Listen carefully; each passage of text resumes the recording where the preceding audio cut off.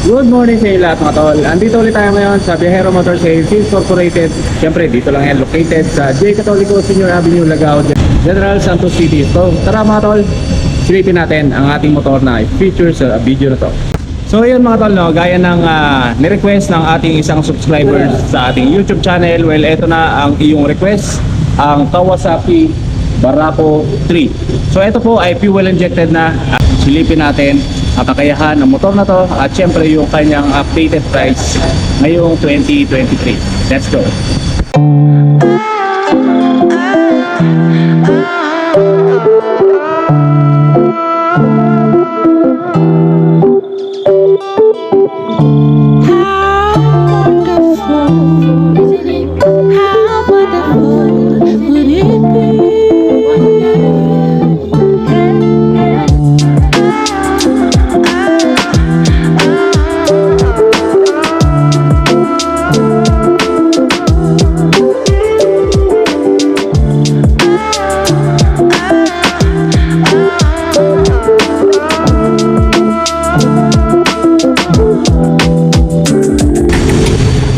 Nasa harapan ninyo ang napakagwapo at napakabruskong si Kawasaki Barako 3. So yan ay fuel injected. At eto mga tol ay meron din mga pinagbago. Gaya na lang na itong kanyang instrument panel. So yan, binago po siya. At dito rin maging sa kanyang features, meron siyang inilagay dito ang Kawasaki. Yun po yung kapag ito ay natumba mga tol habang umaandar, ito po ay kusang magsha-shutdown. So yan ay napakagandang safety features na inilagay ng Kawasaki para sa motor na to. So yun mga tol, silipin natin ang engine ng motor na to. Ito ay merong 4-stroke, single cylinder, 2-valve, single overhead cam. At syempre yung kanyang cooling system ay naka-air-cooled po yan.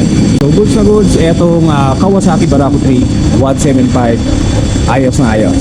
So ito mga tol ay merong engine displacement na 177 cubic centimeters. At etong motor na to ay kaya mag-generate ng 10.1 kilowatts at 8,000 RPM. At syempre kayang sumipa ng 13.7 Newton meters of torque at 6,000 revolution per minute. Syempre isa rin sa mga in-enhance dito kay Barako 3 175 ng Kawasaki yung kanyang naka-compliant na po siya sa Euro 3. So yan, very eco-friendly at syempre napakatipid din sa kanyang gasolina.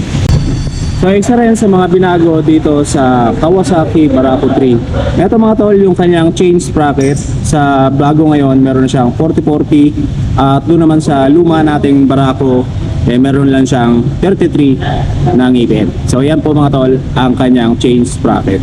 So yun, puntahan naman natin ang tangke na itong si Barako 3 ng Kawasaki. So yan mga tol ay merong 12 liters na fuel tank capacity. So kung mapapansin nyo, napaka-bulky ng kanyang tangke. At napakaganda rin ng kanyang paint job dito. So meron siyang glossy na black texture at meron siyang combination na para siyang faded na gold. And then meron siyang silver metallic at para siyang meron mga glittery effect dito sa kanyang design, no? At meron siyang 3 na color red ang kanyang kulay.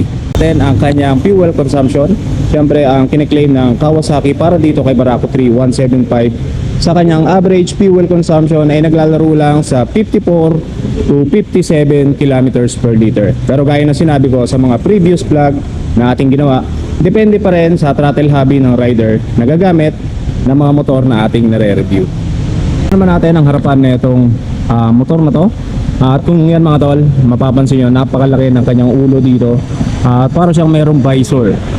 So yan ay nagsisilbing visor na itong kanyang harapan. At syempre nagsisilbing shade para sa kanyang instrument panel. So eto mga tol, napakalaki na kanyang headlight at gumagamit siya ng box type na headlight.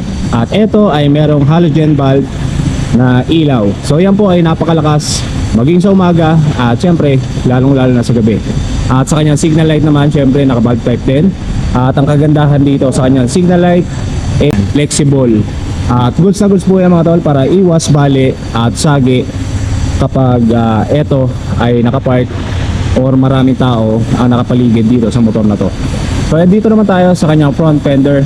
At ito mga tol ay merong rust proof na pintura. So yan, hindi agad mangangalawang etong ating front fender. At napakaganda rin ang quality ng paint job. Goods na goods, napakakapal mga tol, no? At ito Dito naman tayo sa kanyang suspension sa harapan. Siyempre ito ay gumagamit ng traditional telescopic fork. At meron siyang rubber boots dito sa kanyang telescopic para iwas talsik ng bato dito sa ating fork para hindi magasgasan, no? At of course dito naman tayo sa kanyang braking system sa harapan. Siyempre ito ay naka mechanical leading drum brakes. So yan, at yung kanyang wheels naka spoke wheels. At dito naman sa kanyang gulong meron siyang MVP Star. Yan po yung kanyang brand. At sa kanyang sukat naman meron siyang 2.75 by 17 inch. Ito mga tol ay tube type. Dito naman tayo sa likuran na itong motor na to. Kung mapapansin nyo mga tol, yung kanyang taillight nakano siya, parang oblong yung kanyang design ng kanyang taillight, no? At napakalaki ng kanyang ilaw dun sa loob. At meron siyang bulb type na ginagamit. So ayos na ayos siya mga tol. At malakas na rin yan dahil syempre lalong lalo na sa gabi. At dito naman sa ating signal light, syempre naka bulb type at flexible ang kanyang signal light, so goods na goods. At meron din siyang reflector dito for visibility maging sa gabi. At yung kanyang stylish na rear fender, so ayos na ayos. Punta naman natin ang kanyang suspension dito sa likuran. So eto mga tol ay naka-ready na para kung sakaling lagyan ninyo ng sidecar. So yan po ay meron na siyang 4 na shock, no, dito sa likuran. Kung gusto niyo naman service lang or single lang ang paggagamitan nyo sa motor na to, so nasa sa inyo na po yan kung ano ang prefer ninyo, kung bababawasan nyo itong kanyang suspension. So solid, napaka solid at ayos na ayos. Dito naman tayo sa kanyang braking system sa likuran. Syempre katulad din sa harapan, meron siyang mechanical leading drum brakes. Sa kanyang wheels naman, naka spoke wheels. At yung kanyang gulong meron siyang MVP Star. Dito sa kanyang likuran meron siyang sukat na 3.0 3 by 17 inch tube type. Tingnan naman natin ang kanyang exhaust mga tol, no? Kung mapapansin nyo, napakaganda ng kanyang exhaust, napakapal, napaka-solid ng kanyang materials dito. At meron pa siyang mga added parts dito. At meron siyang heat guard, syempre itong ating aluminum na heat guard. Ipunta naman natin ang seat height nitong si Barako 3 ng Kawasaki 175. So ito mga tol ay merong seat height na 775mm. So ito ay medyo may kababaan lang, kung itsura lang po siya mataas, no, dahil sa kanyang napaka-bulky na pangangatawan. Pero tamang-tama lang yung height nito.